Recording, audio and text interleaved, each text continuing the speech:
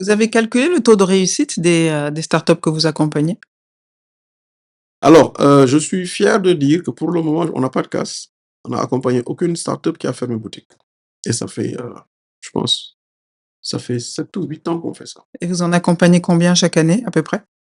Alors au total, je pense qu'on doit être pas loin de 100 startups accompagnées.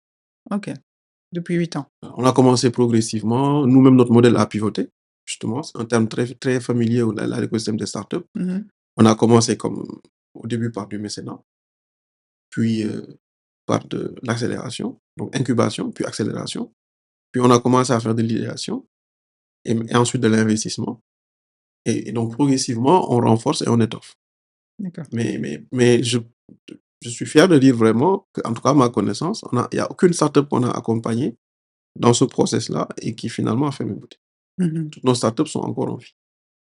Très bien. Voilà. 100 de réussite, en tout cas de survie, Voilà. c'est déjà très bien. Maintenant on peut dire que peut-être c'est parce qu'on en accompagne pas assez. Pas beaucoup, hein, vous pourriez faire plus quand même. C'est ça notre ambition.